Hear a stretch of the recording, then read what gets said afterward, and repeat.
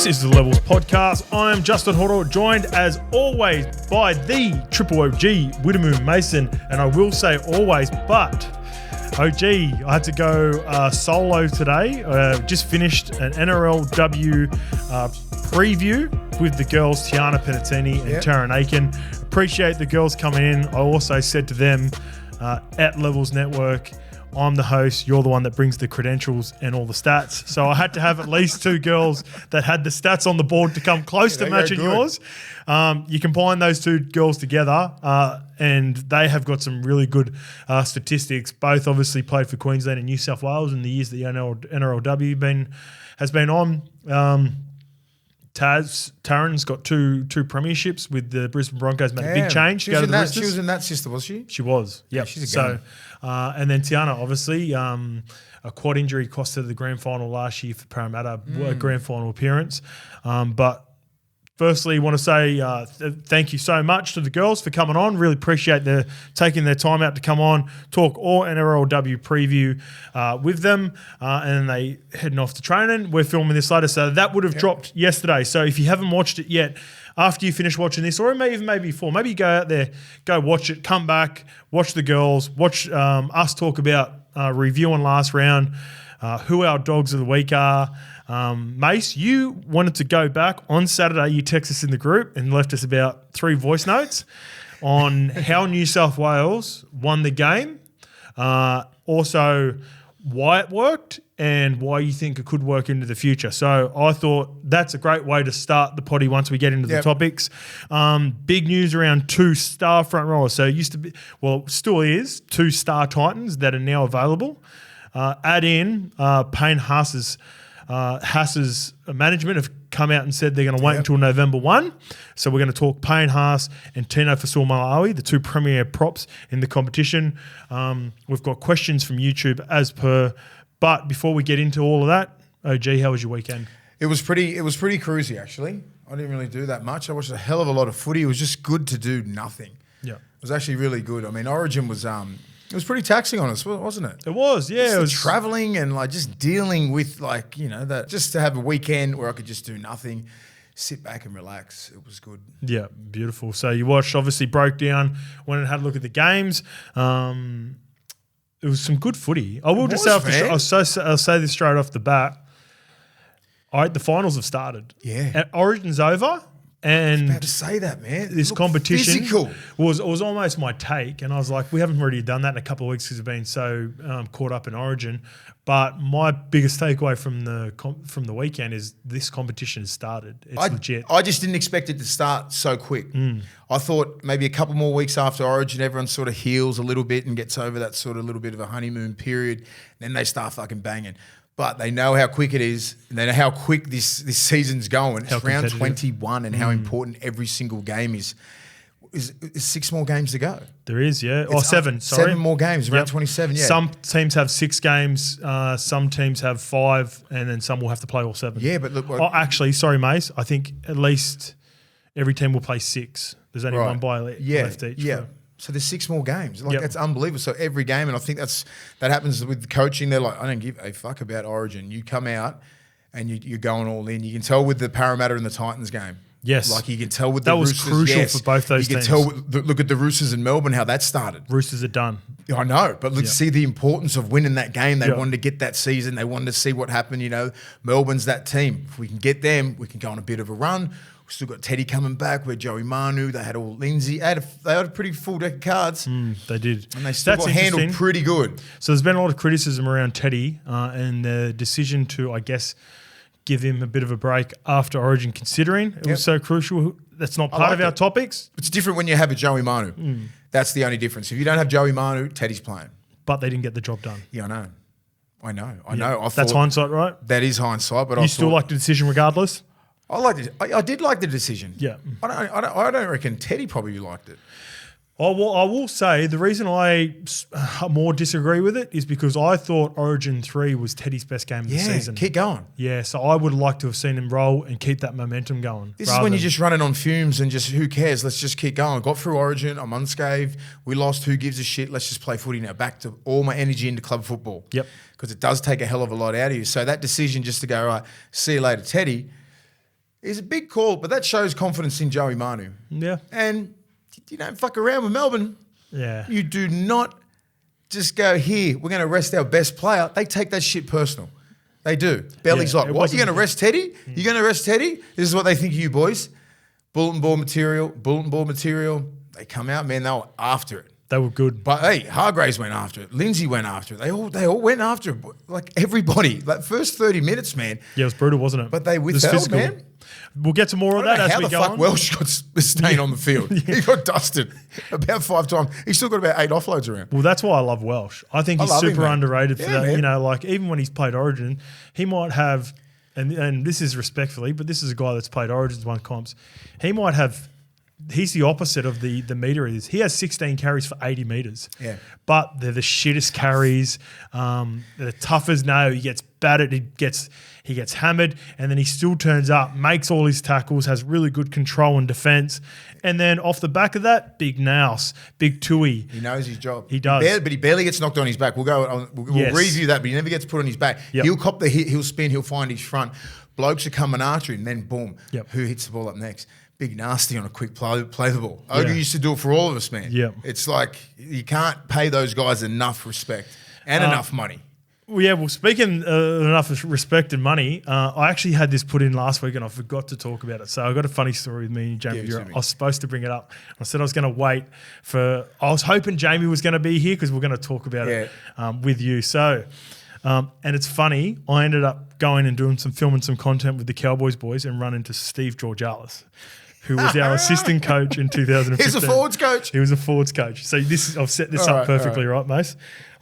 So in 2015, I don't know what the context, I can't remember what the contacts were before it, whether you had done individual video with Georgie or he had said something to you on a game. But we were walking, myself and Jimmy were walking into a video session. And as we're about to walk in for a forwards meeting, Georgie goes, look, you know, I'm going to say something to Mace. We've had a disagreement on it. I need one of you boys to back us, right? So me and Jimmy are walking into video, and you know me, I'm like, nah, I ain't your Huckleberry. I'm not your Huckleberry, right? And Jimmy's like, as you know, Jimmy's, I think he captained Manly. Yeah. He's one of those guys. Highly respected. So Jimmy goes, I'll watch the video first, Georgie. And Georgie's like, yeah, so it was something to do with your pin and legs, right? Yeah. Right. So the context of the story. So Jimmy, I just didn't say anything. I didn't even say, I'm not your Huckleberry. I just went, just let it through to the keeper. Jimmy goes, let me see the thing first, Georgie. So anyway, we're watching some video.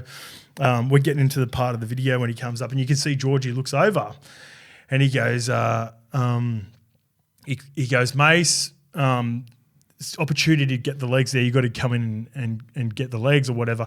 So Jimmy agreed with him, right? Because he'd seen the video and goes, yeah, you probably could have got in there, mate. So Jimmy goes, yeah, mate, you could have got in there, could have got some legs, would have helped out the tackle. And then you go, nah, it's sweet. So it's right. So you go, nah, sweet, look at him. 2 tackles. You don't always need 3. Sometimes just waste it, get in there.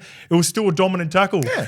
And then so we got taken to the ground. And then Georgie looked at you and goes, yeah, you're right, mate. I remember it because I'm always big about you survey the tackle. Yeah. If you're running into 2 of your biggest boys, why the fuck should I have to come in and clean legs? This is exactly what you said. I can clear the ruck straight away, get in a good formation, pick whatever side, fucking go at it. That was my whole thing. That's exactly what you said, right? Exactly. So I sit there, so I know the context of what Georgie said before it. Yeah. He's asked Jamie to get involved, and as soon as you explained it like that and explained it well, you go, I surveyed it, had a look, wasn't required. They still got him on his back. Underhooks, everything. And then you go, I'm going to shoot back to A and get the line speed going, right? Yeah. And then Georgie goes, yeah, you're right, mate. So he's told Jimmy to get involved. So I look at Jimmy. Jimmy was furious. He's gone all red. He's not furious at you. No. He couldn't care less. He's sitting there, and I look over him because I'm the only one that knows. No one else knows. You don't know, obviously. Like it was only me and Jimmy that were walking in, and I went, that's why you don't fucking get involved in someone else's video. And I love Stevie Georgalis. There's no disrespect to him because I remember doing the video. I'm like, Mate, I disagree on that. I would expect, just say if I see fucking a halfback or something like that, and it's on your foreman, and I want them to get out, I'm coming in, I'm cleaning. I said not on 2 middles. They had it covered. 2 middles, mate. They should cover that shit. I don't have to come in there like fucking 6'5" and grab legs like a fucking desperate. Yeah. Nah. Like if I say clean shot, bang, finish it off. But those guys had it. Yeah. I'm like, that's just more ruck recognition. 100%. And like, if it was, I think it was it was big guys at Lawrence and some other 2 big props. I'm like, you're handling that shit. Well, I think that's maybe why he said it to Jimmy. I think Jimmy might have been in the tackle, and maybe PJ Lawrence or whatever. Yeah, but so when Jimmy brought it up, and you go, nah. You go, I've looked at it, had a look. You make that tackle. I can get back, get the line speed going. Because the thing is, it wasn't like I just looked and went, nah. I stood there and I went, nah, they got it. You got it, boys. Yeah. I just trust in your middles, right? As well. It's like if you got a rookie in there who doesn't know how to wrestle or something like that, 2 vets, come on. Yeah. Hey, if it was Taumalolo or something like that, I'm getting in. 100%. You got to pick your poison here. I'm like, hey, if it's a big boy, someone's going to get an offload. You pick, but if it's a fucking guy who's not a noted offloader or anything like that, let's just understand the game. I was 35 then. Yeah. Sort of understood the game. I sort of like, I get what because I was sitting in there with Georgie. I understand what you're saying. Yeah, so you must have done individual video before, right? Totally understand what you're saying. I said, I totally get it. But sometimes you fucking don't have to. Yeah. Because of that, what I just explained. And he said, no, I disagree. I'm like, well, fucking, I'm not arguing with it, but that's just the way I thought. I love Georgie. I ran into him the other day. So like I said, it made me remind of that story that I forgot to say. Yeah. But also the fact that he would have had that conversation with you back and forth, still got us, try to convince me and Jimmy to get on board to say something in the video. And then as soon as you say the same thing that you would have said to him in video, he goes, you're right. He goes, you're right, mate. Let's go. And on to the next clip. There's no point. Oh, fuck, it made me laugh, bro. Shit. Oh, Jimmy was furious. I reckon he'd be more furious in that video session than he is in all these RELPA meetings that he's got going on with the NRL. Because you would have thought, he goes, and I would have think, why is Jimmy coming to me for? Fuck you. Yeah. Shit. Yeah. All right. Let's get into it. So, over the weekend, Mace, as you know, been getting into my Sydney marathon preparation. Yeah, how was it? Good. Had a good time. So we ran 15 kilometres on Sunday. I tried to run 15K as quickly as I could. So I've got my data here on Strava. What did I end up doing? 15K. I did a pretty good time. I was actually, all these records are now going to be PBs for me moving forward as I get through all this distance. So I did 15K in an hour and 19 minutes. So that's 5 minutes 17 per kilometre. It's pretty good. That's solid.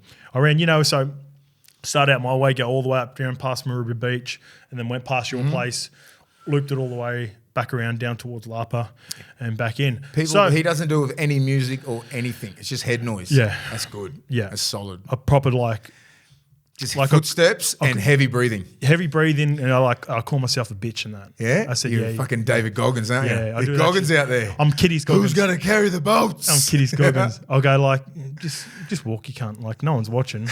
No one cares. I said, you're 5K? He goes, that's not bad for a Sunday. Why don't you just fucking kick the feet up? You deserve it. Go have a beer. And then I'll get another KNCC. You fucking waiting. It's nice. I love it. I love it. Yeah, but I'd imagine now I'm getting into these longer runs.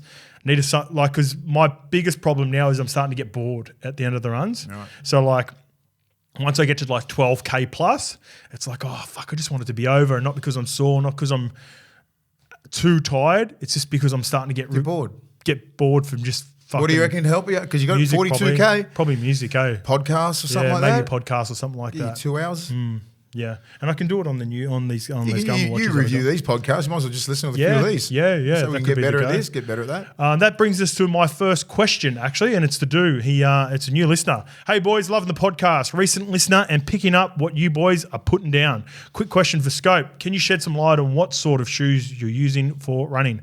What did you start with and what are you using now? So I've never done any runs like this before. This is from William Neville, 5497. I've never really done any runs like this before. I've done a half marathon, but I've always just been an ASICS man. Yeah. Mace, I was sponsored by ASICS as a player. They're coming on board to give they're giving us some kit to do this. But even before they jumped back on board for the marathon, I'd been rolling with the GT 2011. So 2000 /11. One thing is important to remember if you're going to do any running like this, and ASICs are great for it. If you go to an ASIC store, so for instance, I went to the Bondi Junction one like 6 months ago, told them I was doing City to Surf or like triathlons, like I do those Husky triathlons. You can actually run on a treadie for about 2 minutes, like moderately. They study everything. And they'll let you know about if you've got supination, pronation, or overpronation. So, and then therefore they can identify what shoe that you should be wearing. That's if you got an opportunity, you got even an just say if you're going to do a marathon, they just get you on that thing and they record it and they can digitally see it. Is it right? Or they just go from there's a camera. Because there's a camera and they film the whole thing. They'll film you running on the treadie at about, I don't know, 5 k's per hour, like really slow. So just like you going to a podiatrist, right? Yep. To get orthotics. I remember doing that, and then they were seeing if you're rolling in on the ride or all that kind of stuff, and they'll give you the orthotics. Yep. So ASICs will know exactly what type of shoe that suits you. So not only because they've jumped on board with us, I've always been with ASICs. I call them the career savers for a while. Yeah, they're good. Yeah, I don't know if you've seen my pins. You can't see my pins underneath these table, but these bad boys pumped out 120 of the best. And without ASICs, they wouldn't have got there. So shout out to ASICs. Mace.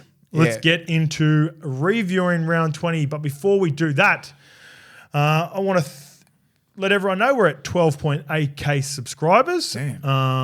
400 up from last week, which is a bit of a dip.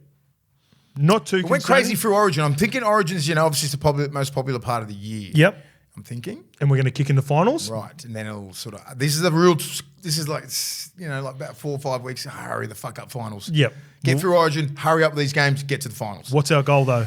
We need 20. We want to get to 20K. We want to get to 20K. So make sure you do all the good stuff for all the new listeners. Make sure you subscribe if you've only seen us for the first time. Go on to our Instagram page, go to our TikTok, go to our Twitter, go to our Facebook, Apple, Spotify, like, subscribe, review, comment. Everything. It all helps. It all keeps us going.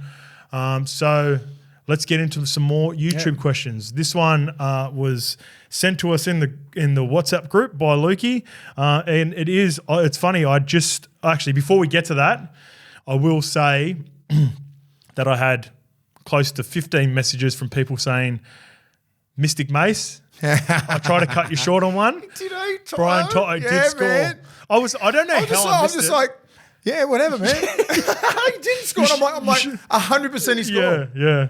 You should have pulled me up because I got hammered in the comments. Because you're like, no, he didn't. I'm like, okay, well, just keep talking then. Just fuck it. I listened to it and I was like, no, Toto scored. And you're like, no, he didn't score. And I'm like, yeah, he mustn't have scored.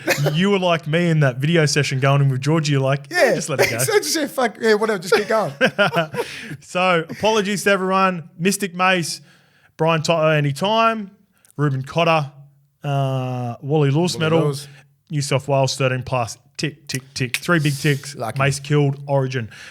Also want to shout out our friends, the Tab, because there's some jam to be made. And if you've jumped on the Levels Punters Club, the Skip had a couple in there for the punters as well. So starting to really get my rhythm at the back end of the season. I think this is the time last year I went on a little run. So if you're willing to jump on board the Levels Punters Club on the Bets Friends app, on the Tab app in the Bets Friends channel, come and follow the jam because I'm about to go on a He's going off, guys. He's going off. And Mystic Mace, you just got to listen to the show and you might pick up the jam without even the odds. All right, let's get into a really nice message from Sonia Welsh, 3851. Gentlemen, I will say that I've been eagerly waiting for both your take on the game, but I've been waiting patiently for when I'm able to watch without disruption. Thanking my husband for putting me onto your channel. He's an avid fan as well and saves your shows for when he's at the gym. We love your content and brutally honest opinions, breaking down the unnecessarily loud noise. Keep up the great work, and we look forward to celebrating with you guys when you reach your 1 million subscribers, which shouldn't take too long. Avid fans, Sonia and Scott. That's nice, isn't it? That's a very nice message. Yeah. And it's a little bit different to it is to messages we normally get. The grammar's normally like a little bit off, and the spelling's normally a little bit off. But it feels like they've got commas in the correct places. It was a really nice message, and Sonia and Scott. I think I was telling someone on the weekend. They go, "Do you read the comments?" And I said, "I don't." I said because I don't. Because I think if you read so much positivity and you just get build up, get build up, and then you get hit with fucking something really, really harsh and you're not thick-skinned enough, I think that's probably a lesson to most YouTubers out there and people who are on social media. Yeah, great advice. There's fucking people that just want to knock you down. So I've always been like that. You're talking to a person who's been around for about 25 years in the public eye. So I don't really read the comments. I don't take too much. If I do read the comments, I have a bit of a laugh about it. I don't read negative or positive. I just sort of sit in the middle and I know we're going good and I'm happy and everything like that. So I don't really sit into the comments because if you do, and if you're a sensitive little prick, you can lose your shit. You'll fucking cry about it. And then you go, oh, I wonder why. But just don't read them. Just simple advice. You know, if you're a young kid, if you're a YouTuber, if you're a young player, mate, if you haven't killed it and you know you haven't killed it, do not go in the comment section. Well, especially if you take yourself too seriously. If you take yourself too serious and you've got an ego that's fucking going crazy at the moment and you think that you've killed it, read the comments and they'll humble you. Yeah. You know what I mean? So I'm not big on the camera. I hardly ever reply. I don't look at YouTube or anything like that, but I know you guys do and I know most of it's positive, but you're going to get your average dickhead here and there. 100%. 100%. Look, and my biggest thing is too, like I think I always play that card where I'd like to take the piss out of myself more than anyone can take the piss out of me anyway. So whenever I read it, no one can gas me up enough where I think I'm fucking the grouse. But we're at that age where we know what we're like as humans. We know who we are. Yes. We know. We're not 22-year-olds still discovering what the fuck life is. Even 25. I'm sort of single. I've sort of figured this shit out. I'm continually learning different things. But when it comes to social media and shit, nothing is going to faze me. Because it's just a fucking person I don't know on the other side of the world or whatever the fuck he is, sitting there on his computer writing nasty shit because he's a fucking horrible person. Yeah, that's a great point. And then you get great people like this. And I love that. Yeah. You know what I mean? I love reading things like that. And I'm like, that's good. We're on the right track. Yeah, I agree, mate. It's I can never get to a point where if I see something I'm like, oh man, I must be killing it now. But no one can ever say anything to me where I'm like, oh fuck, I hate myself. This is fucking, why am I doing this? So, but that's the bonus of being like, I'm a 43-year-old man. 100%. Grown ass man. I'm 36. Maybe at 26, it would have been differently. Yeah. Maybe I would have looked at the comments differently. Yeah. So I'm at that. We're both at that point now where we can take it with a grain of salt. All right, moving on to the next one. This is a good one, and it's sort of been discussed a little bit. Last little question before we get into your breakdown of Origin. Yep. Question for the pod, and there's a couple of people who sort of asked the same sort of question. What do you think of Ivan Cleary being in the Blues coaching box? Did you see that? I did see that. Were you a fan of it? I don't mind it. I love it. I think you got one of the smartest brains in the game, obviously. Yep. And I'm pretty sure Freddie played with him in the 2002 grand final again. So he played with the Roosters. So they've got a relationship. They've got a relationship there. Yep. So let's not think that we're trying to just because there's a big bunch of Penrith players in there. They've got Ivan Cleary in there, so they can get some moves off him. I think they're friends. So to have one of the smarter brains in your camp, it's not going to hurt, and it didn't hurt. Yeah. So I'm not sure why people are thinking this is a big deal. Well, I sort of highlighted it because I think, there's going to be a lot of conjecture around who's going to be the coach next year. Well, I got some. We'll get to it. I don't know if I wrote. Yeah, I did write it. I write it down for you, so we'll get to it. Sticky has been approved from the Raiders. Doesn't necessarily mean he's going to get the job, but they've approved Sticky, right? So we'll get to that a little bit later on. Shit, that's all right. But what I do think is important is we've talked about it before. Coaching can be a boys' club. You get in there and you just fucking look after your boys. And like you said, Ivan Cleary has played with Freddie.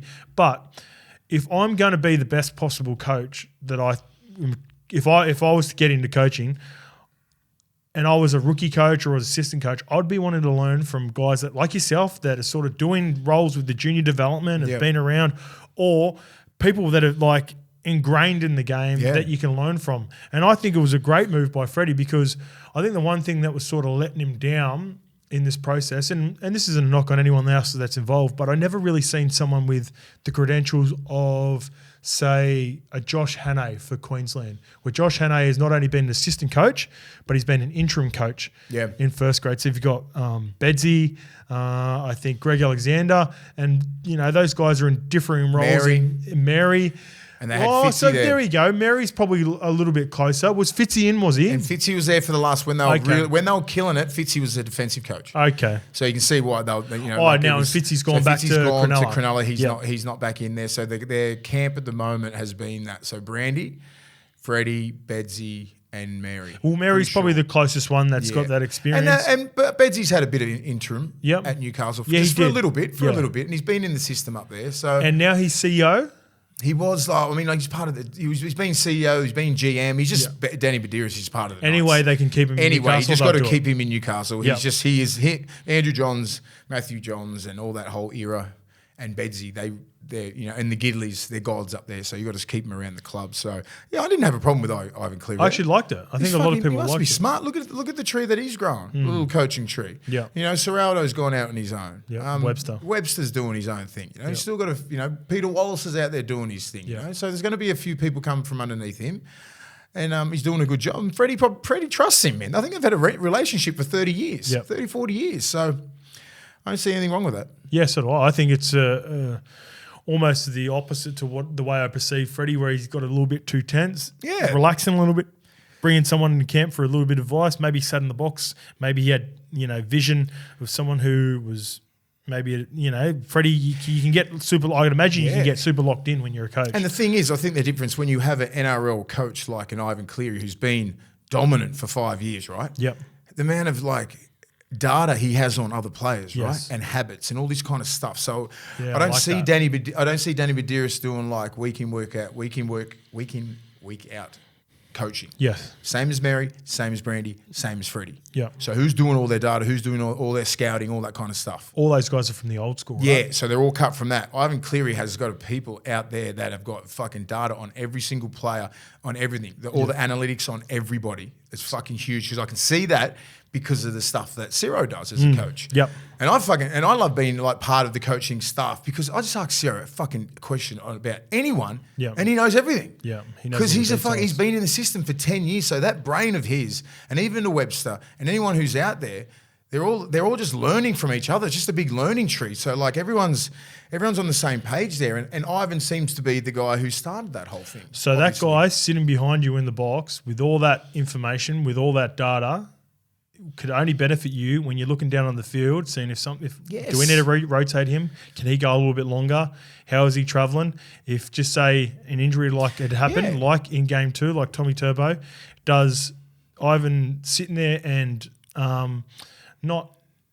he wouldn't be telling Freddie what to do, but he would be suggesting. Yeah, but even during the week, right? Is Damien Cook the guy to put on left centre? Why don't you try Cam Murray? Maybe that conversation could have been different. Yeah, that's and what maybe I mean. the results and that's what I mean. Different. Just having him there. I just understand just being there and understand the Chad Randalls and guys like Ciro and even Gus is on another fucking level. Yeah. Gus will sit there and goes, I just watched 3 hours of a certain player on the left side of the field for the last 5 years. That's the sort of shit he's been doing. Yeah. So you think he hasn't seen some habits on some players, but where Ciro, he understands everything about the game. I just sit there and just ask some questions. I'll have my ideas about some things. I'll ask questions, and they go throughout all this non-stop watching video on people. So I don't think it favours NRL clubs. Right, NRL coaches a bit more because they have all this data on these players. If you're not involved in an NRL team and you're part of the New South Wales team, are you watching every single game? Yeah. Are you watching the habits, or are you just watching in game 1 or game 2? Because they're fucking totally different. Yes. If you're watching from round 1 from fucking just say 6 years ago when you debuted in the NRL, all your habits, they know this shit. All the analytics are there. So if you're not one of those people who've just got the fucking brains, you're doing a disservice if you're not bringing some NRL coach in. Yep. And I know they've got a couple of people that are big on all the data and all that kind of stuff, but you need some sort of head coach like that to come in and go, this is what's happening. So that's nothing but benefits for Ivan Cleary coming in. I agree. I really liked it. And when you think about on the other side as well, Billy, he still does work at the Storm. He'd watch a shitload of video with the fullbacks because I believe he does kick catch. Back 5 training, pendulum, all that kind of stuff. It's just so how much video do you reckon he's watching with the players, helping them not only their own games but also watching others and therefore understanding a kicking game. And I've showed you some of the schedules, you know what I mean? I don't do half of what they're doing. I turn up to team some meetings and some of the field sessions and just watch. Yeah. Do you know what I mean? Like the schedule will do your head in. Yeah. The amount of You've showed me. I've showed you. I'm just like, holy shit. You know, like the Chad Reynolds, the Steve Turners, you know, the Mick Potters, Serraldo. They're fucking working. Like the hours they put in is unbelievable. That's why you just see such discipline. Like you see the fucking depressors, right? Yeah. Because understand the depressors I'm thinking, well, I understand now because I'm like, these guys put so much work in all week, and now it's like, fuck, whatever we planned for, we just didn't fucking execute it. And I'm like, oh, I get it. And I sort of like ask Ciro all these questions about, you know, what do you feel like when we lose and we've tried to do this and we've done and that. it hasn't worked. And it hasn't worked. Yeah. I'm like, I don't understand that because when I was a player, whatever the fuck we did at training, we could put it onto when we were playing. Yeah. And or at least you were part of fixing it. Yeah, but exactly. And I'm like, I don't understand this. A massive grey area in my head, right? Because I'm not there all the fucking time. But I'm like, I know what they're working for. Yeah. And then I watch on the weekend. I'm like, that wasn't what we fucking worked for. Yeah. And I'm like, that's why coaches age thousands of fucking years within 5. I'm like, I get it. I'm like, you've got to be a certain type of dog to be a coach. Man. We'll have a look at Craig Bellamy. We always say the most successful coach in team sports history in Australia. Look how fucking stressed he looks. He's a fucking king. Yeah. He'd retire Hall of Famer straight away. Yeah. Yeah. No, but like he just loves it. He loves it. You watch all the games on the weekends. I love the game. Stresses me out enough. Yeah, the game. Who did something? Bellamy when he on the Melbourne game. Shit over something again. It was the most weakest. They were ahead by 20. Yeah, they were winning by 20, and he was losing his shit still. I think it was something to do with Welsh. I don't know. Put it in the comments. He started blowing up at something. Yeah. I remember seeing that he's the guy who's up 20-0. Yeah. Anyway. But you know why? Because he's a dog, and love their dogs. You know who loves their dogs is BodyScience. Oh yeah. Having that high protein vanilla, great tasting high protein, low carb blend of quality protein, the perfect combination of both fast and slow release proteins to provide. Go on. Tell us about it. I've ruptured my bicep. Yeah. Right? Hammering this. Okay. Absolutely. Just on helping it recover? Yeah, massively. Look at that, the extension I got straight away. So this is the white milk chocolate one. I've been putting this one in my smoothies as well. This has been good for the recovery for my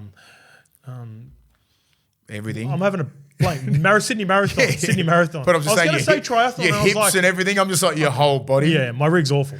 But this helps it. The lean muscle helps increase muscle strength, mass, and recovery for those big runs. After I talk shit to myself the entire time. Yourself a bitch for like currently available at Woolworths, online at bodyscience.com.au, and independent supplement retailers. This is actually my favourite flavour, white milk chocolate. JT ate that shit. That's why he put on about 6 kilos his whole career. That's about it. You know who else loves them? Our dogs of the week. Mace, who was your dog of the week for round 20? Oh, man. There was plenty of good players. Plenty of good players. I had a couple of dogs in losing teams that were very close. Yes. I think if we watched that Sunday game, Titans-Para, I saw Tino's effort, 52 minutes just off the top. I think I breezed at his stats. 52 minutes, come off the bench, 16 hit-ups, about 150, 60 metres, 25 tackles, a couple of misses. But how that motherfucker come on and was just absolutely going at it. Because he come on and they were getting dusted, right? And he's like, I've got to change this game. Not on the scoreboard, but they were losing them battle through the middle. They were just losing that ascendancy through the middle. Big Reg was going at it. Like they were going hard. Junior Paulo looked hard to handle. Yep. Fucking, Lane, they had their full deck of cards, Para. He come on, he nearly changed the whole game. Yep. And he nearly won him the game. And we'll get into that penalty when the drop goal, all that sort of shit. Yep, we'll get to the game. But then I saw another dog, he played for North Queensland Cowboys. I usually go for the forwards, don't I? But I saw that guy, Val Holmes, 250 metres, 80 minutes. I think he did 14 or 15 tackles. But that hit, the intent that he was running with was to fucking run over you or run through you or just get through you. And how he hit Ola Kawatu, Big Schmole. Big Schmole. Oh, we got some beef with you. We got some problems with you. You cost my man some jam. He got some jam. But normally, this is obviously Responsibly as well. Love you, Schmole. Yeah. I had your first try scorer. Yeah, give it to him. But you gave it to the rookie. You gave it to the rookie. And then I had you on a multi as well with Jeremiah Nanai. And you didn't score again, but we love you, Big Schmole. We love you, Big Schmole. And Val must have been taking out our pain. Yeah, on Big Schmole. I messaged Val to take care of Big Schmole in the second half, and he got you. He got you a beauty. One of the best hits I've seen because nobody hits that man. I've never seen anyone hit him, and he run that great line. He popped him. The two best hits of the year have been at Four Pines. Love it. Schmoller's been in both of them. His hit on Olam, Olam, and then Val getting him. Yeah, man. Oi. Nothing but love, Val Holmes. That's my dog of the week. Body Science dog of the week. I tell you what, let me go through his stats. So I've got him exactly here for you, Mace. So 1 try assist. We'll get back to that try assist. 17 carries, 204 metres, 60 post contact, 6 tackle breaks, 1 line break, 16 tackles, Nasty. 2 offloads. I will say, I'm telling you, it would have been that hard being Ruben Garrick. So when he set up that Ruben Cotter try, they did the replay and I was like, ooh, he did him dirty. Ruben Garrick's all over the shop. It's a tough job, right? Yeah. Last line of defence, you got Val Holmes who's cruising, then he finds Ruben Cotter. But he dusted Ruben Garrick that bad that he got me on the replay. So when he did the first little goosey dummy, I went, oh, yeah, there it is. Bang, the step. Got him again. Oh, nah. He actually double goosey stepped off the left, bang. Did Garrick. Good. He actually got me on the replay. That's how good he is. He's a good mover. He's hands down best centre in the game. Yep. Best centre in the game. In the world. Right Easy. now. Give him Dally M centre of the year just now. He could have all the games off. I'll tell you who was ultra impressive as well. You had a guy on the losing team. Fuck, Brad Parker was good in that game. Man. I had Jeremiah Nanai for 2 tries as well. So I missed out on so much in this game responsibly, right? I'm so close to getting a couple of things, to getting a couple of these options. Brad Parker was chopping down Jeremiah and good, no one does that to Jeremiah. I think he's playing for a contract at the moment. He'd be handy in anybody's team as a left centre. Yeah, well, they got Tommy Talau coming over next year, Tolu Kohler in the right centre, so He looked quick. Kohler quick on the weekend. Kohler's quick, bro. Ooh. Kohler is quick. Yeah, but sometimes, some games everyone just they get him fairly easy because they don't want him to wind up. He was nearly in the clear a couple of times, man. Teams rush him, yeah. Yeah, they cut his time off. Yeah, that was my Val Holmes, man. Nothing. But as I said, backing up from a losing Origin as well, both those guys. Yep. Outstanding performance, guys. Outstanding. All right, getting on to my Body Science Dog of the Week, round 20. It was pitched or tainted to be Reynolds. Josh Reynolds? It was supposed to be Josh Reynolds. It ended up being Adam. Ren Diggity. The little skip. And this was impressive, super impressive, because I actually gave the Dogs a big chance in this game because of all the outs that the Broncos had. But Adam Reynolds was, from the opening minute, outstanding. He sort of stole the show for the Reynolds at Belmore on Saturday. Yep. Adam Reynolds, 1 try, 3 try assists, 8 carries for 61 metres, 12 post-contact metres. That must be a PB for Little Ren. 12 post-contact metres. 3 line break assists, 10 tackles, and 12 precision kicks. Like his kicking game, we talked about it 2 weeks ago with Ches. His kicking game in this game, for only 375 metres, were on the dot every time. Like the kick to Cobbo. There's just a couple of occasions where he put it on a plate for Kurt Capewell for his try. So just outstanding from Ren Diggity. Proper captain's knock, and they needed it. They really did need it because this competition is so close. They're currently sitting outright second. It does. So I'm just getting the ladder up now. Outright second. So they're second equal on points with Penrith, both on 30 points. So let's get into that, right? Before we get into your Origin breakdown, we didn't really go through it too much. Panthers, Broncos. Surely neither of those teams are going to fall off cliff. Lock. Storm and Raiders on 28 points. Do you like both of them? Raiders minus 55. I don't like the Raiders at 4. Raiders. Then I'm like, I didn't like the Warriors. I mean, the Sharks over at the Warriors. I'm like, do the Warriors slip in there? All right, so let's not talk about the teams that you like. Which teams are you worried about in this top 8? Because the Cowboys are currently sitting in 9th. They're coming. Do we both feel like the Cowboys are going to make the 8? I feel like the Cowboys can make a run and make the top 4. I feel like if Cronulla keeps going like this, they'll slip out. And then the Cowboys and Rabbits will jump them, and same as the Eels. I think that could possibly happen. I think it's between the Sharks and the Eels dropping out, and potentially the Raiders. So let me have a look at let's get the run up. Let's run through this. What about how freaky it is? Just say if you're in the top 4 right now, and you're like, I could easily slip out of the top 8 in 6 weeks. Well, that's what happened to the Broncos last year. You know what I mean? Like, and this someone out of that top 4. I mean. So 4, 5, 6, someone's going to be leaving. I'll give you the games for those 3 teams. Do you agree Raiders, Sharks and Eels are in the most danger? Yep. Do you like the Cowboys and Rabbitohs to go on a run? Yep. And Yeah, I like okay. the Warriors now. Okay, and I agree. So let's go. So the Raiders just come off a bye. Crucial game. Warriors this week Ooh. in New Zealand. Wow. Then they play the Knights, who are in better form. Tigers, tick. They got the Storm in Melbourne. They got Bulldogs. They should beat you guys. Then they got the Broncos, and it could be a crucial round 27 matchup. I think with this team, the Sharks, to decide out of these two teams. Yeah. Let's go through to the Sharks now. So To school? Sorry, I'll just say like 7 games. Let's Go. so off the top. So Warriors. I like Warriors. Do you I like just off that. I'm just going to say off that one game, you can't score that many soft tries on an edge and expect to make a big run into the finals. So Knights at home. Rocco Berry, Rocco Berry, yeah. fucking looked like a superstar. He was nice, wasn't he? God damn, where'd he come from? Those edges have been easy. I think he's only been gun. playing the game for a couple of years. Shout out to Vintage Jackson and the Warriors. Love We're it. going to be heading over too. Yeah. Something big plans coming. New Zealand's coming soon. Okay, go. Are we going to give them the win against the Knights at home? The Warriors. No, the Raiders. Yep. Yeah, I'll give them that. Tigers at home, tick. So there's 2 wins. Storm away. They normally go right against the Storm. Yeah. But I'm going to give that Well, to I'm the Storm. thinking the Storm is probably thinking in the same boat. Yep. They're like, we need to win every game, and For the top 4. and if their mentality is locked in, they're hard to get out Yep, I agree. because they're thinking every game we win, it's a must. I reckon that Craig Bellamy, every game's a must win, or we could be out. Yep. So Bulldogs, tick at home, the 2 by the way.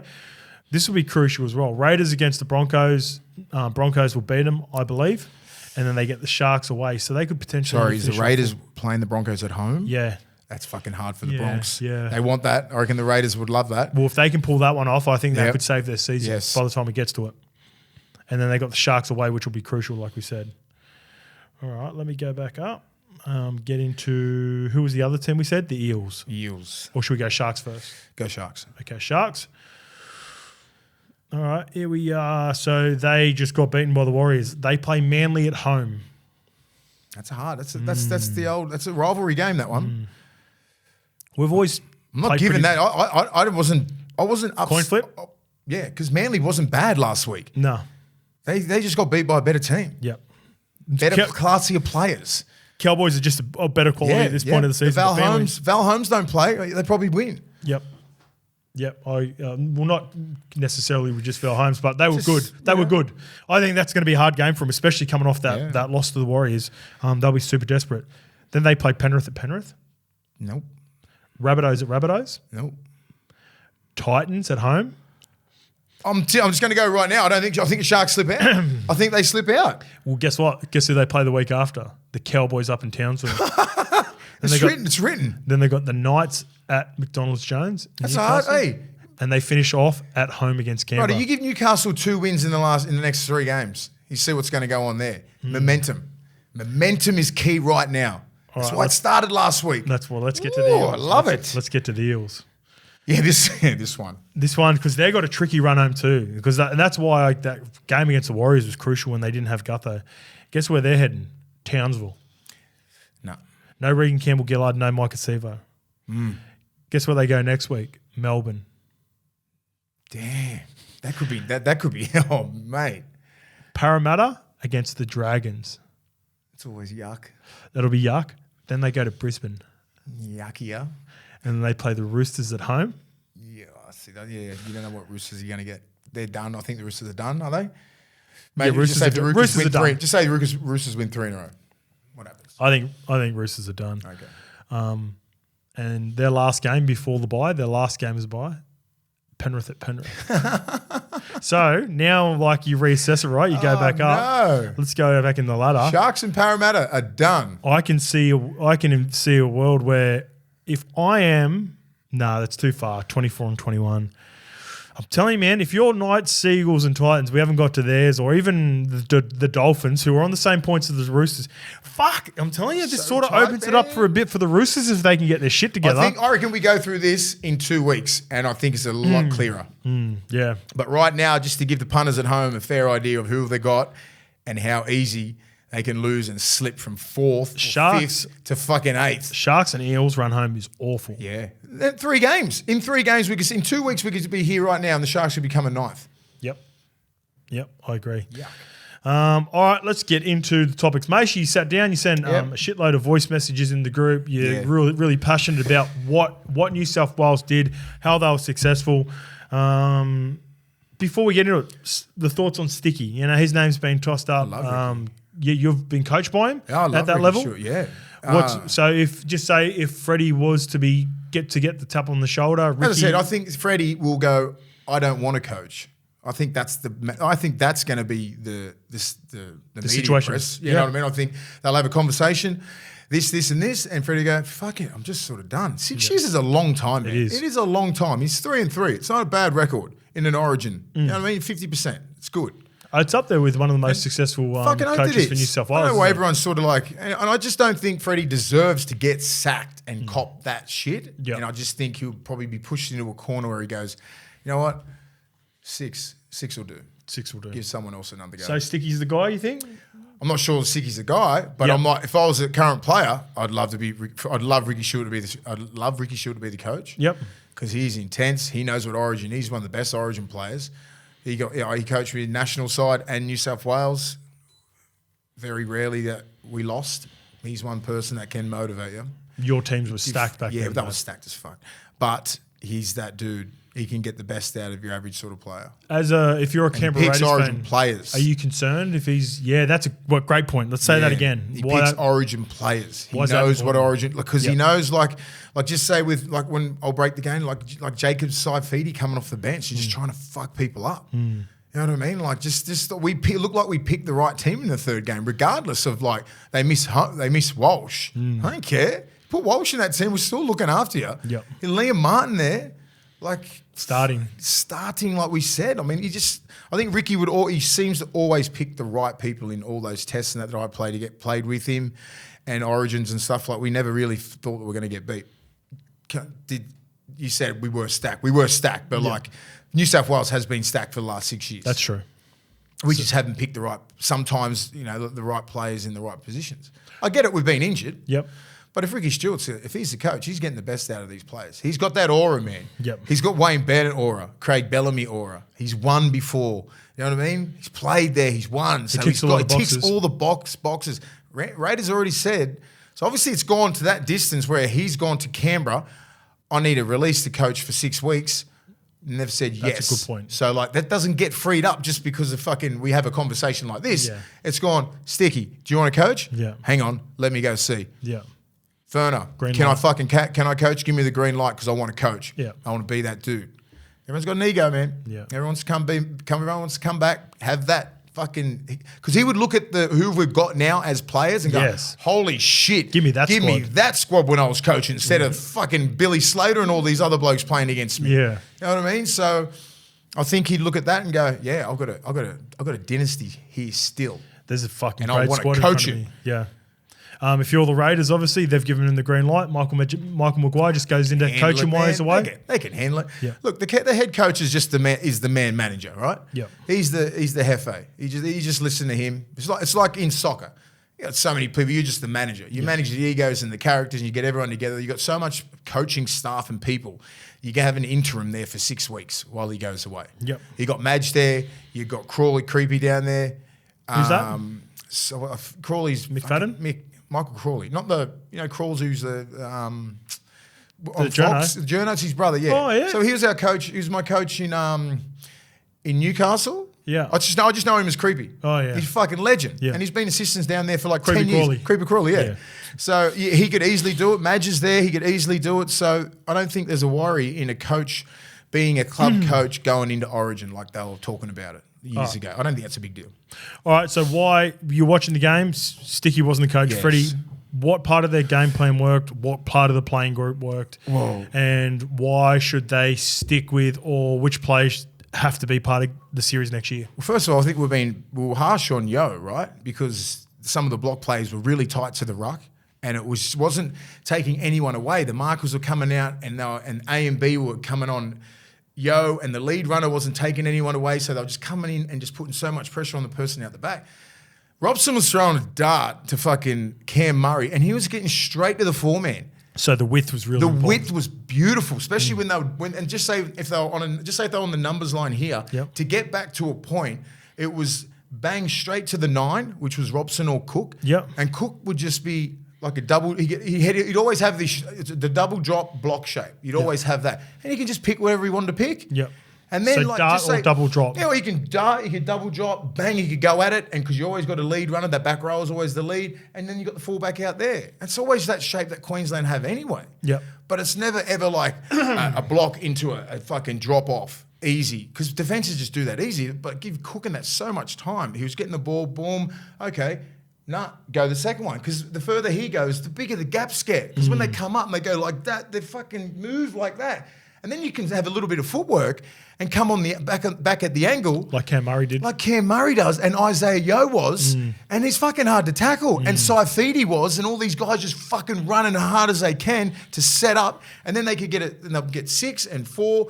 And then it's up to like like Moses to have a crack at the left side. Yep. Or have a crack down the short side. Okay, so count numbers. So that's important. So one thing I've noticed in that is that it wasn't necessarily the shape, it was the service and how they get it. And they nailed it. Yeah. There was every pass in front. Out in front. How many times did we see in the first 2 games? That's what Queensland was doing. How many times did you see the ball hit the ground? Hit the deck, yeah. They From Munster to Cherry, from too. Munster, it's just like, fuck, that's what we were doing in game 1 and 2. You never see that shit. But that's what pressure does, right? Yeah. And we were hitting everyone on their chest, hands out. There was never, at training, what you never want to see is the sound of a ball hitting someone's chest. It means your hands aren't out. Yeah. You can hit your fingers. You know what I mean? You want to be catching the ball. Robson throwing the ball like a 20-metre dart to Moses. Here.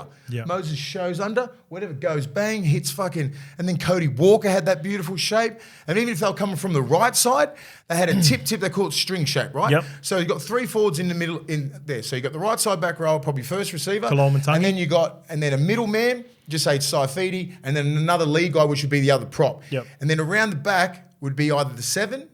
or it was Walker coming around the other side. And then he just fucking pick whoever he wants. Yeah. It was great. So it was a tip to Cam Murray, wasn't So it? usually, so just say Cam Murray would go either out the back to Moses, Yep. or he'd hit the front runner. Yeah.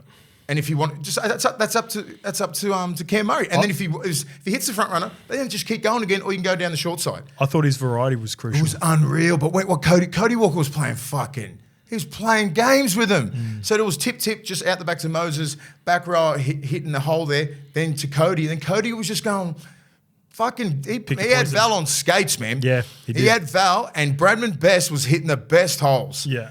And they just had him. Genuine line. Genuine lines, early ball. Like the way that he fucking orchestrated that win in that first half. There's a couple of plays, I was like, wow. But then it all starts from fucking big man Reg in the middle. The combinations with the front row is so important. Look how many times they fucked around with their front row combination in game 1 and 2. I think they had Tino on one, and then they had like Lindsay, and then I think Tino come off the bench maybe in game 1. They started Lindsay. They started Ruben. And then Ruben Cotter. So they've got a bit of a switch, right? So you need different sort of styles of fucking front rowers. You need one who's just a crazy nut job. You need one with a little bit of skill. You know what I mean? Then they had that. Reg was that dude. Reg was off the back fence. He fucking killed it. He absolutely killed it. I thought Saifidi was good too. And Saifidi was outstanding and he played 30 minutes. But how hard was he running? Yeah. You know what I mean? Like Liam Martin, and he touched three or four times, 12 beautiful decoys so Cody Walker could get one-on-ones. Yeah. You know what I mean? Everybody just did their job and it was clinical. We just weren't clinical in game 1 and 2. So moving forward to next year, you talked a lot about the service from Cook, Yeah. Cam Murray Fucking loved and it. Cody Walker. They've got to be in the team for you. Yeah. Especially game 1. Just worked. Yeah. And it worked because everybody was doing their job, running genuine leads and not caring about who's getting the ball, not worried about stats, not worried about anything like that. And if you're going to pick Payne Haas, you got to pick like him with Reg. Like, you know, you got to pick a killer. That's interesting. You know, like you got to, or you put Payne Haas on the bench. You need to balance the. You need to balance the front row. pack out. Kalolmatangi was outstanding. It was like he played 20 Origin games. Yeah, he did look at home. Fucking didn't he, easy. straight off the bat? He's Yeah. only played 4 games. Yeah, he was nice. You know, like Liam Martin was great because Kalolmatangi's got that mad skill, man. He runs those real good lines on the outside. He can get one-on-one. He can ball play down short sides. He plays middle. He can fucking play in the middle because they switched him around a little bit. Bit of a Swiss Army knife there. You know, like, so if you can start Reg and you start Jake Trbojevic. Jake Trbojevic is the most selfless player in the game. He puts his fucking head where no one would put anything. He wouldn't put a teddy bear there. And he'll put his head there. You know what I mean? Like he's there, Ruben Cotter. Ruben Cotter's just got better leg speed. Yeah, that's And true. I think Jakey hits harder. So when you run into Jake, you get fucking stopped in your tracks, right? And the amount of times No when post-contact on you Jakey. get no post-contact meters on Jakey Trbojevic. You get fucking stood in your tracks. Then even when we're kicking down in the corners, Tuolangi and that will find his front. Easy game 1 and 2. Yeah. Bang. Jakey, guess who's leading the fucking kick chase? Yeah. Jakey does all And these Cam little Murray. things. And Cam Murray was unreal. Yo was fucking way better. Simplified. He's made 131 tackles in 3 games, I think, or 100. Missed none. Yeah, okay. Dude's effective. Like, he just doesn't miss, and he's just 6 But foot he doesn't have that grunt, but he's effective. He just doesn't. He doesn't miss. You know, and that's all you want in the middle as a guy who can play. He can play centre if you wanted him to. He can play anywhere in the forwards. You just got to leave him on the bench. So his role's bench. Yeah, bench player. Forward. Yep. You know, and he can come on and ball play if he wants to, but like just put that in the back when we fucking Origin's not about the ball playing. You know what I mean? Like otherwise you'd be looking at Carrigan and Cotter. They do that in club football, don't they? Yeah. They fucking put it straight in the backpack. Yeah, it's a 17-man game. A bench spot in Origin is fucking still crucial. Bench spot is clinical. And then you got Gutho. Yeah, I love Gutho, and he's probably, you know, you hear the things from from Freddie going, you know, he's just a great bloke to have around. Well, it's a pretty good rap for Gutho. Yeah, you know, he's just good to have around the team. Makes me feel good. You know what I mean? That's probably not a reason to pick him in the team, but just to have those raps about you says a lot about his character. Because everybody, we know Gutho, he's a champion, he's a legend. You know what I mean? He would have been going, well, fuck, I would have rather give it to someone else if you wanted to, and he would have been happy with it. If Gutho doesn't play against if he Titans last night, they lose by a big margin, I reckon. But the thing is, like, he didn't have a plan for him. But what if Bradman Best does his fucking hamstring in the first 3 minutes? He plays 70 fucking minutes, doesn't he? Yeah. You know what I mean? So there is a plan, because look at game 2. That just threw a lot at him. Yeah. You had to do a lot of coaching, game 1 and 2, a lot of decision making. Yeah, it did. And it didn't go his way. It didn't. It didn't go his way. It threw him out. And that's what fucking Origin does. Like, then he if ends I up told having Gutho on the bench. Yeah, if I told you fucking game 1, if we took care game 1 game in Adelaide, fuck mate, we win the series. We're sitting here going, yeah, we got you. Yeah. Easy, because I could give you that one in Suncorp. Yeah. And I could have told you that as soon as we fucking, and I did. I just didn't tell anyone on the fucking show or anyone at Suncorp or anyone at fucking anywhere. I couldn't say it. You told us at Ivy Blue. We're fucked. We're going to be fucked game 2. I could see that, but I'm not going to say it out publicly. Yeah. But I'm like, it's a big challenge if we didn't get game 1 down there. All right, speaking of big challenges, moving on to the recruitment and retention of PAYNE, HAAS and TINO for Malawi. Mace, we've talked about TINO for a couple of weeks now. Your club has been reported to be interested in both. Geez, it's a luxury right now to have the 2 best front rowers in the competition on the market at the same time, not only for clubs, every 17 clubs. Yeah. So I'm included in all 17 clubs. Everyone's in this race. If you're not doing your due diligence on these 2 guys, then you are not doing your job as a club. Yep. And figuring out a way if you can try to sign these guys. I'm even mentioning Penrith. Penrith are in that too. If they're not at least finding out what the conversation's like, or, you know. If there was 2 clubs not to do it, it'd be Penrith and Parramatta. That's it. Because you got Reg and Junior. You got Reg and Junior. I understand, but I'm just saying. Just say if their caps really, there's only 2 teams. That's a lot of cap to put in front rows. And you got Fisher Harris and you got Leota, who are arguably in the top 5 as front rows. As a combination? Yeah, or just as I think players. that'd be close to 1 or 2 combination. Yeah. And I'm just like, well, they're the only 2 that maybe just go, we can't afford it, not even go near it. Everybody else is like, let's move mountains. Yeah. All right, so speaking of moving mountains, pros and cons to being on the market at the same time. I wrote down nothing. You want to go second out of these 2 guys. Yeah, you got to see who sets the market. Yeah. So just say, for instance, TINO is available right now, and this is what I reckon is playing into the management of PAYNE HAAS is TINO's now exercised that clause at Gold Coast. That's official. He is on the market. He can still renegotiate with Titans, but he's going to set the market, and PAYNE will go into negotiations November 1 and go, whatever TINO got, I want it. On $50 more. That's the floor. That's the floor.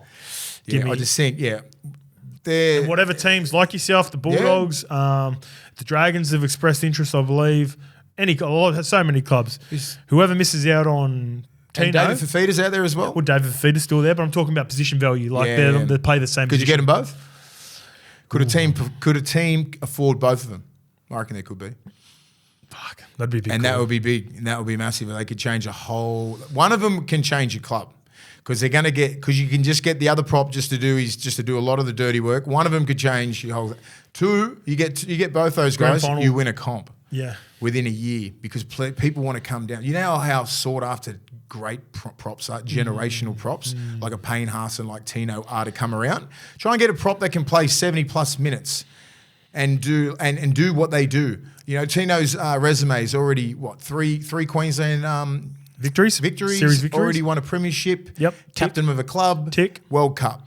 Tick. 23 years old. Tick. PAYNE, HAAS, Test, Origins. No grand finals yet. He could tick that there.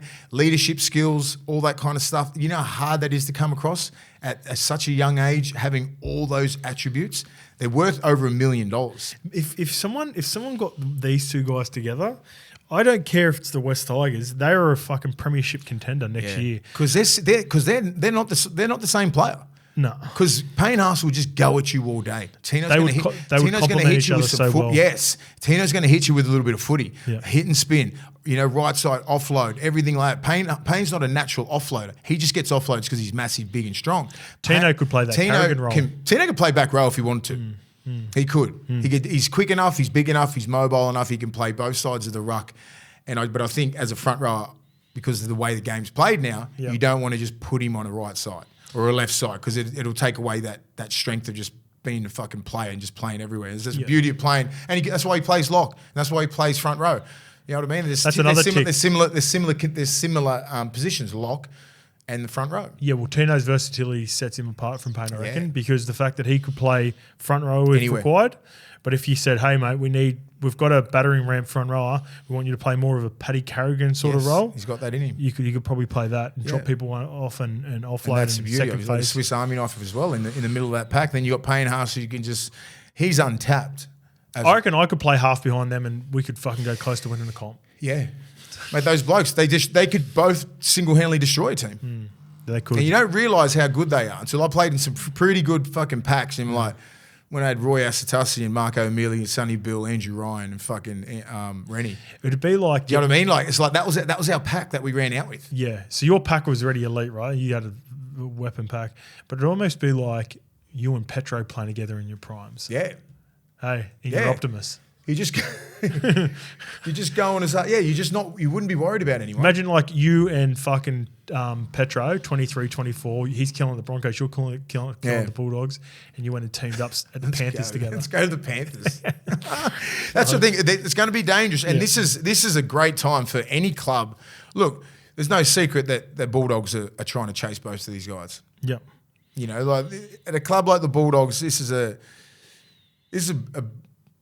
it's a great club. Yeah. You know, we haven't been playing at the top like we used to. We're supposed to be in top fours and grand finals. That's the sort of club that we are. We're a blue chip club.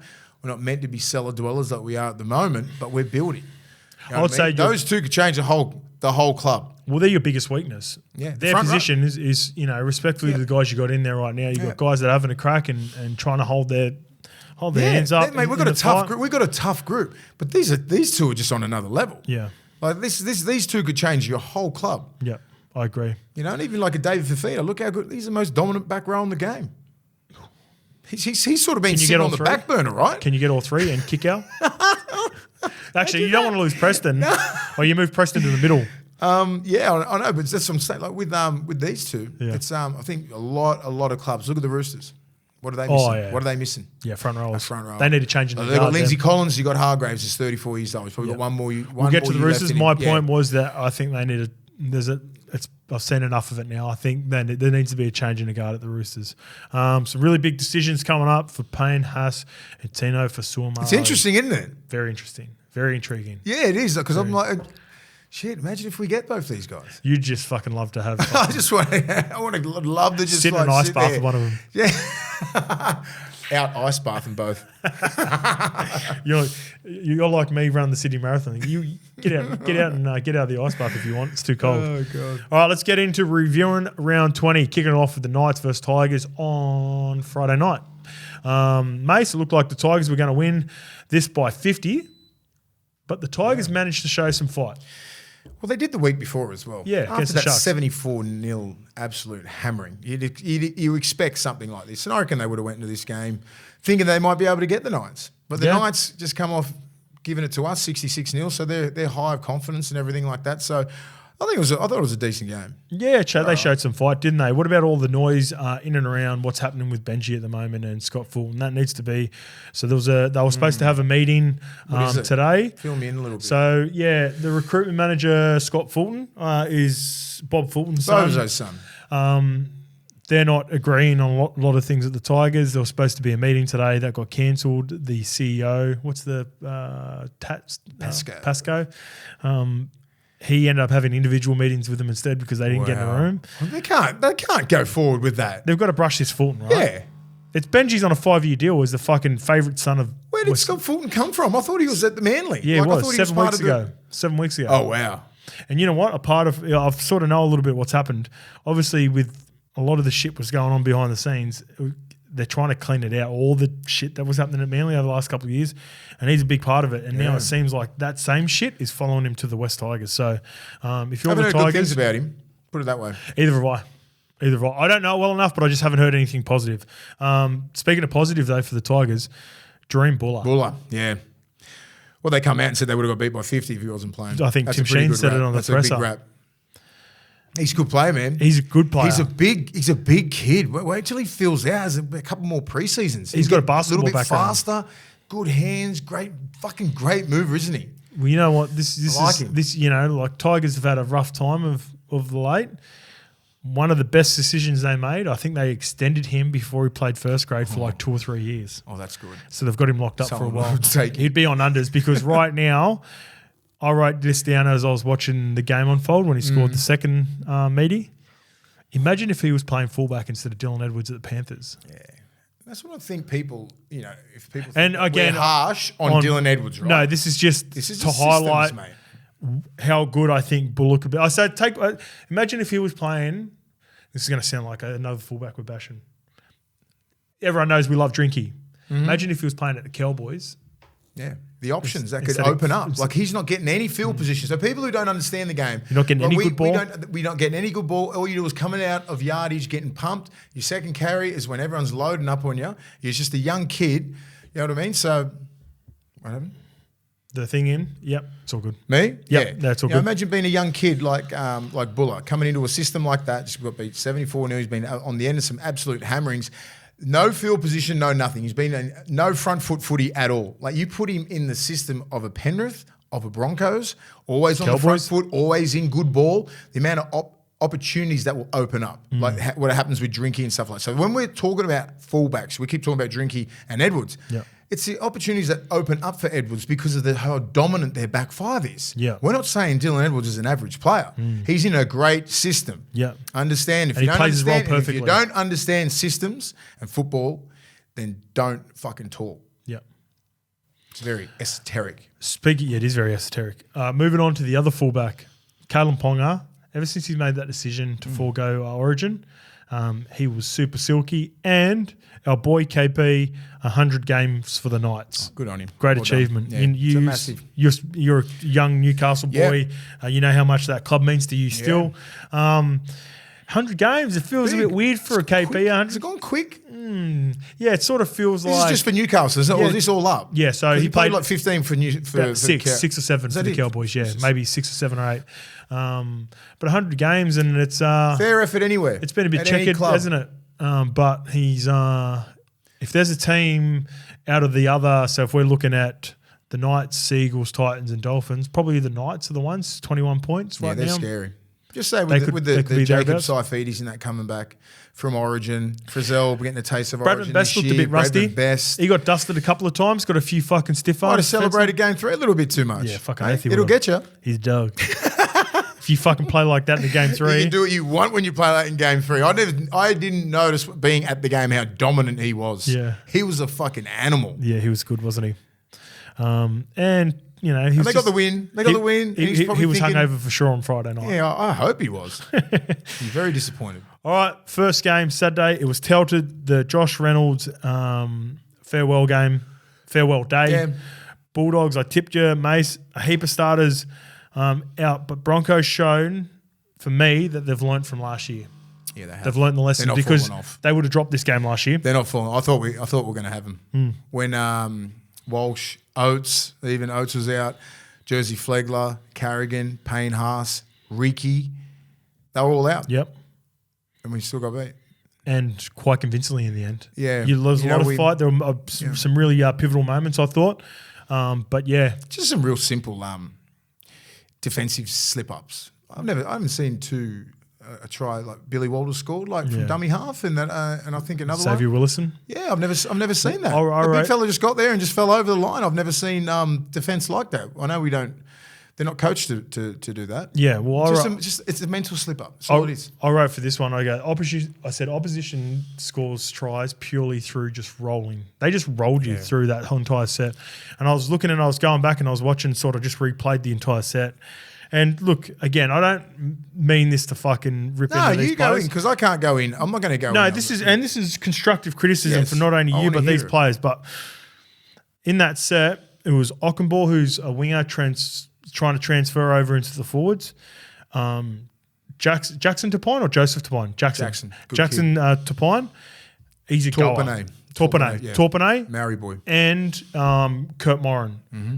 These two guys, they are the reason they're playing first grade is they're dogs, but they're super undersized. They're young. Just not. They're not week in, week out NRL first grade. These guys. If you had Toppiner or Moran on any given week with like a really established middles, you'd get the Brad Morans of your day, right? Where Moz would be able to come on, do all the shitty work, clean up because like they try their guts out. But throughout that whole set, those three or four guys, throw in Reedy Marnie, who was in the middle and was just like gassed.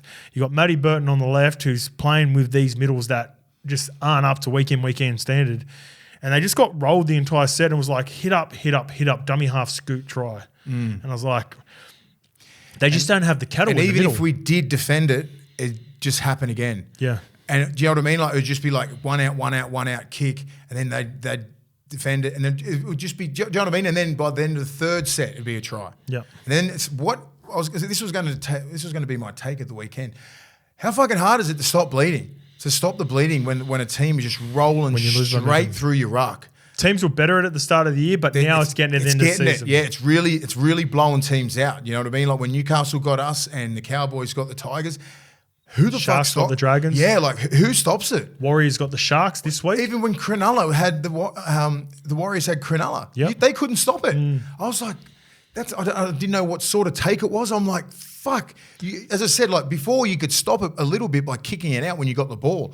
There's no reward for that. No. You can come out of your yardage set, get to the 40, put a great kick in, and land just on the 25-meter mark. That's a great set, right? So there's no reward for that shit. No. Throw it in, get down there, play the ball, and fucking go again. Let's go. It's just go again. So it's like, how do you stop it? And it comes with defense. So if you haven't got a dominant big forward pack that can beat the shit out of you, like we've got a young side, right? And if you play against some of the bigger boys, and you're undersized, and we're undersized, we don't have a massive forward pack. They're gonna just non-stop go at you, and then they'll just. They just tie your middles down so much and fatigue the hell out of you. Then they have a little bit of a fucking crack at you on the edge and they get you. It's that point of the season, Mace, you're talking about, right? So we're 20 weeks in. Do you agree with that? Like I agree 100%. Bleeding? Like I'm like, how do we stop this fucking bleeding? And it's not only you guys. Get the ball and kick it over the fucking grandstand. The players are that sore at round 20, and plus there's no incentive of there's still 7 weeks to go.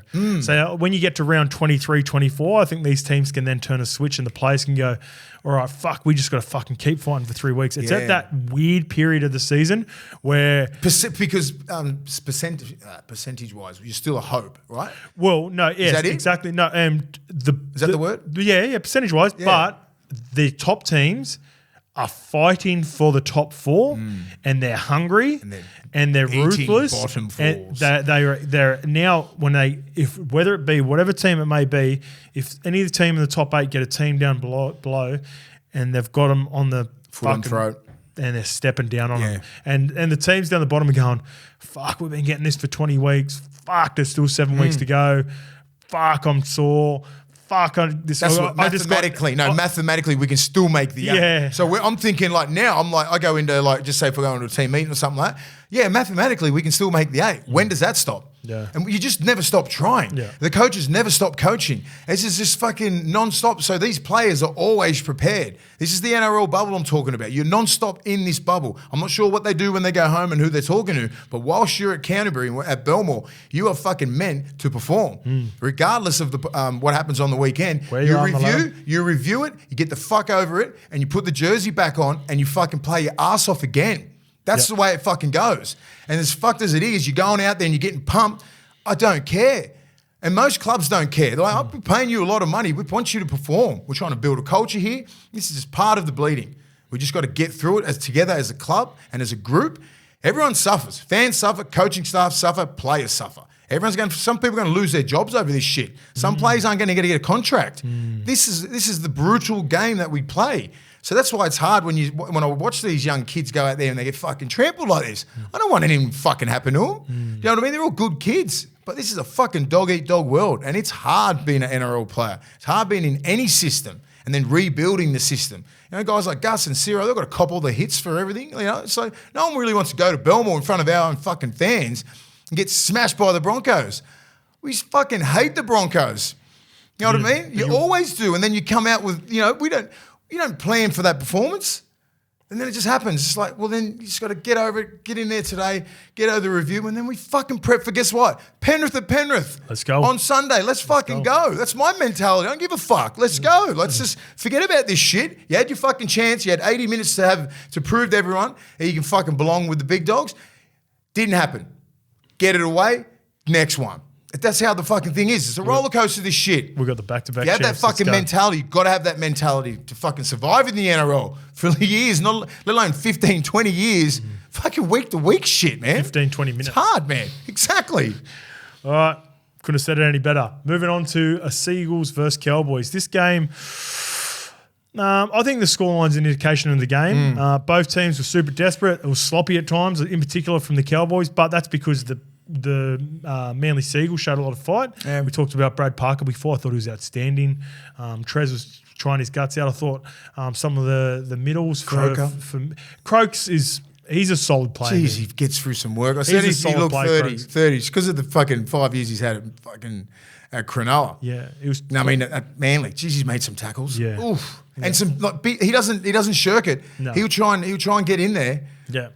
He's they're just missing. They're just missing a couple. They'd love to actually. If I'm thinking about Manly, fuck, they're a team that would love to go over PAYNE and TINO for sure. They're just missing X factor through the middle. But they haven't got any money.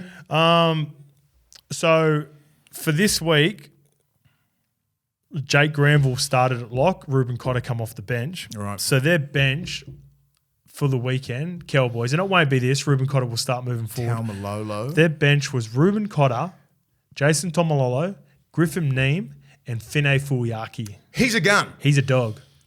He runs so hard, man. He's a problem. Yeah, he only got 8 minutes. He's a big problem, man. Your fucking line breaker made probably 90 metres, I reckon. So you have 72 minutes of Jeremiah Nanai, he's fucking right getting better foot, and left better. palm, fucking in and out, shaking catch, out, just flick, pre-line, everything.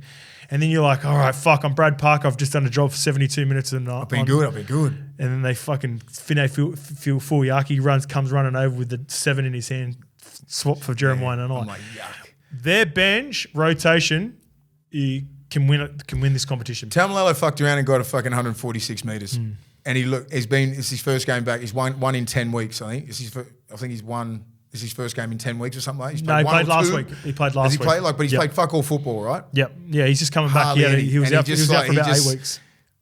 He's probably they're making the perfect run. It looks to me like that. That bench is it's scary. There's some teams that have made some really nice runs. They're probably a little bit earlier than some of the fucking real great runs when you think about the Parramatta run in 2009. Yeah. Who else made a really big run that in the last couple of years? I'm blanking. Parramatta's the only one that sticks out for me. Yeah, there's another team that had a really come out like that. No, man. No, not even close to that where they went all the way to the Jared GS. Hayne run, it was ridiculous. You know what's If going it to come comes off? to me, yeah. Drinkwater. Yeah. Our boy Drinky. He's killing it. He's legit, eh? If he keeps going, you pick Kangaroo 2, you got to pick him in that. I'll just put him on there. Just put him in. He deserves it. What about Walshy? Yeah. I don't know. There's sort of so many. What about Turbo? What about everyone? What about Latrell? Yeah. All right, moving on to the Roosters versus Storm. The score does not reflect this game. 16-30, Mace. It was one-sided, and I wrote down line through the Roosters. And I also wrote down this could really use a rebuild. I think this team is 10 years. It's been 10 years of dominance. 10 years. 2013, they got the grand final. They had Jared there. They had Toops there. I know they just re-signed those two guys. Boydie's obviously. Friendy. No, they had Boydie. They had all these players. So part of the coaching staff. Everyone's gone. J-Moz, B-Moz. And I'm the biggest Luke Keary fan. I thought he was outstanding. He was trying his guts out. I just don't. I think there's a larger issue here. Okay, it's not necessarily to do with. This sounds weird. No. It's not about what they're putting out on the field. Teddy, Kez, Jared Warrior-Hargraves, Toops. Shout out to Toops. Yeah. Most tries equal for Mini. Equal 139, I think. 139 in Roosters history. Super underrated player. Sorry, and I'm going to be very critical on these players. Mini played 300 and just say 20 games. I think. I'll get it up for you. I think he's only played 250. I'll get up Toops. Stats. So Toops' strike rate is crazy. Rugby League Project.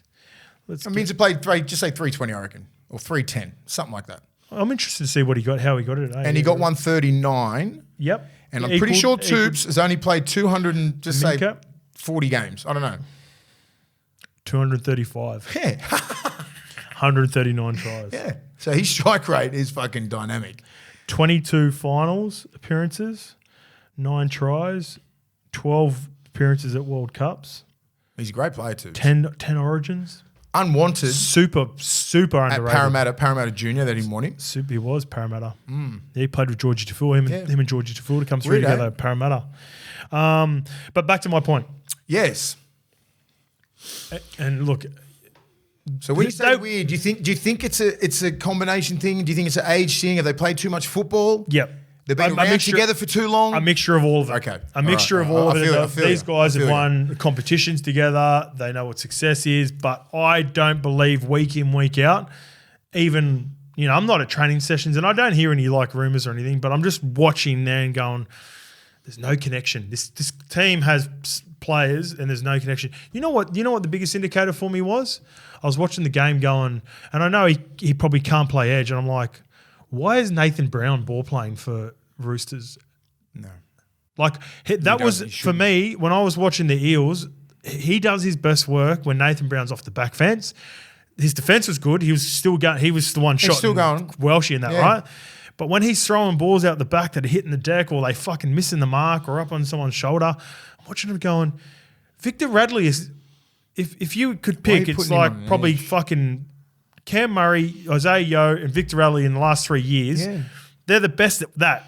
And you've got Victor Radley playing on an edge. He's lost all confidence. He has, though. He's lost all confidence. He's playing on the right edge at the moment. He was going down a short side, a 10-metre short side, throwing it to Swali, and I'm watching it going. Threw it out. Oh, man, what's happening here? This is they're too good of players for this. I hate seeing that. I hate it because I look at Nathan Brown and he had a couple of good years at Parramatta when it was when he was a third hit up. Bang, bang, and usually get off the back fence, and he'd always have that shape because his left arm carry comes in, he always bounces out, right? He'd dig in. Most of the time, if he was a good ball player, he would pass it. But he goes too far sometimes and he can't really slow that down. But I don't really care. Sometimes just take the meters, get the quick play the ball, and then you go off that. I don't want to see him ball playing around the ruck on the second. He shouldn't have more than 5 passes. He should. No. And he shouldn't do that. Yeah. But I'm pretty he even put on a nice try for Seal Wong at the end. But they're trying to make him ball play. Over, They're trying to make him ball play where Victor Radley is a top 3 ball player in the game. Yeah. And you put him on the right edge and you limit his space down both sides of the ruck. So you put him on he's not an edge player. And then you take his defence out. Are they trying to just take his defence out so he doesn't get suspended?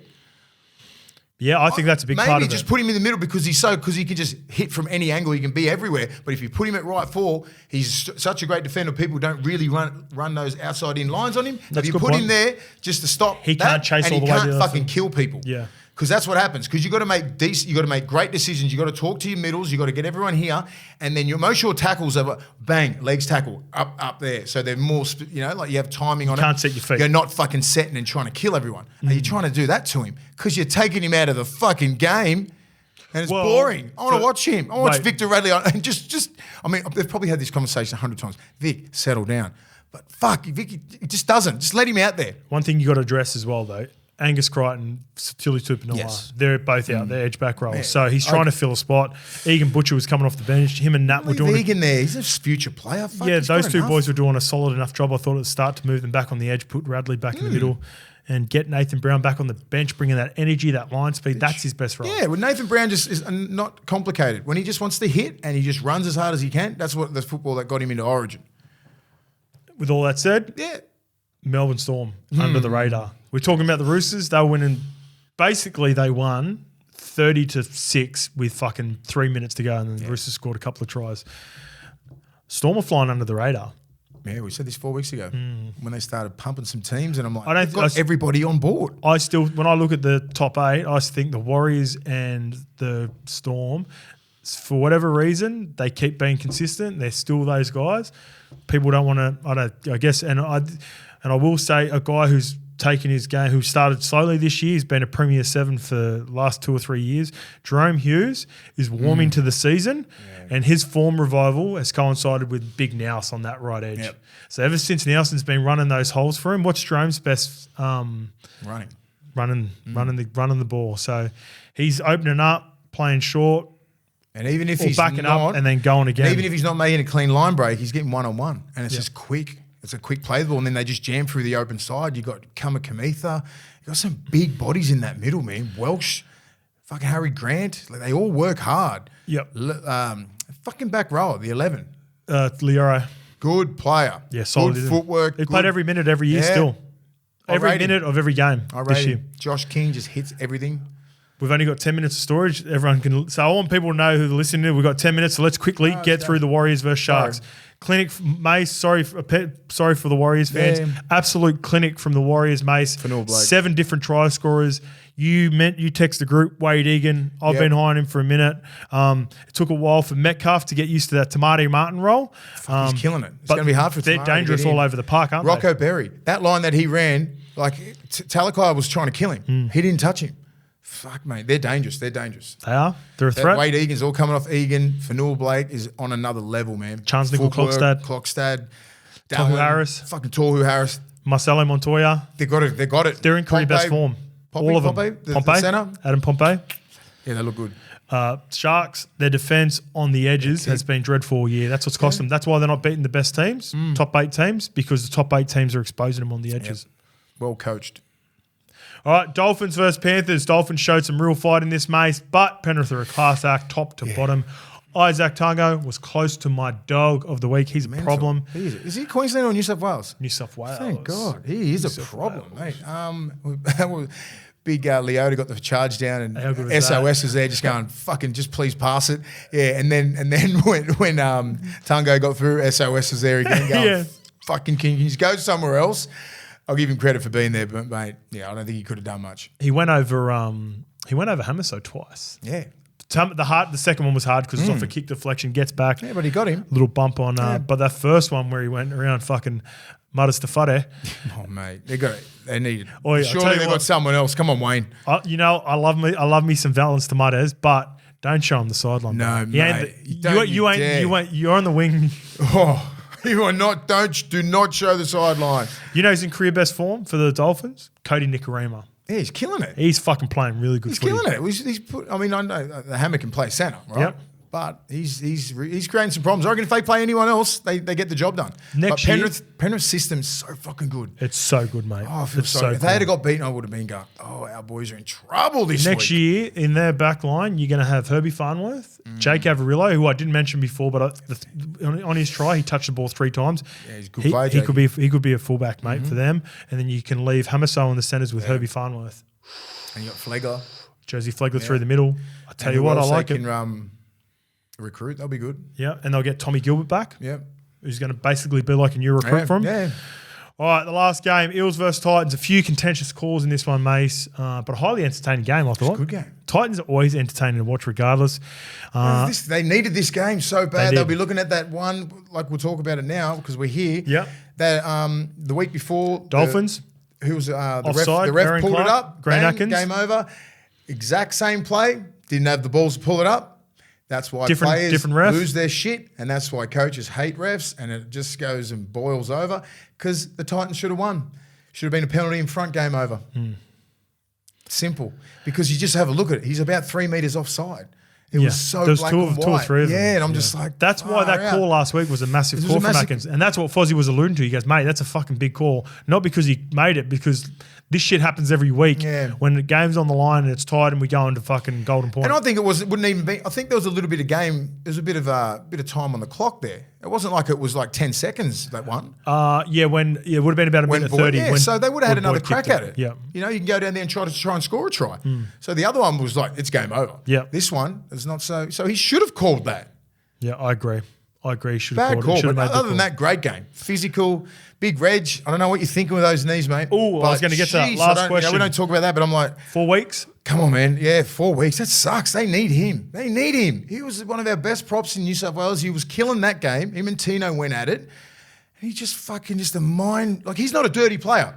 No. He is not a dirty player. He just come in and he's 6'6". It's like he didn't know what to do with his arms.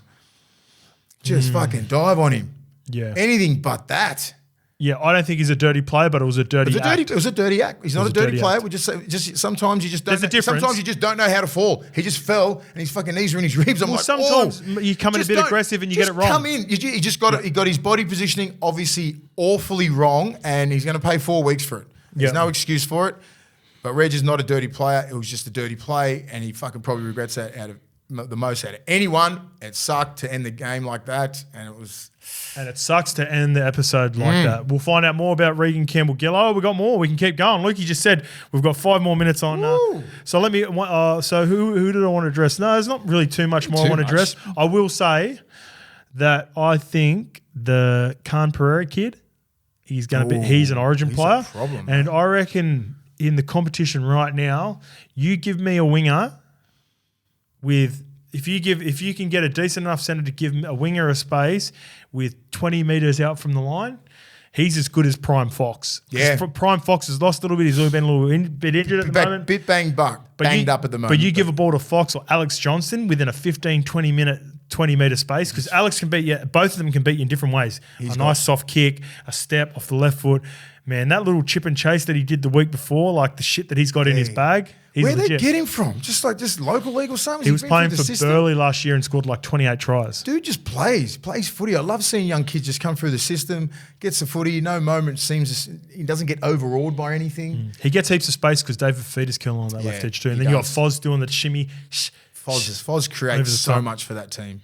That left edge should be thanking him. Who's the left centre? Is it Brian Kelly or the other one? Kelly. So Kelly's had a really good year. Yep.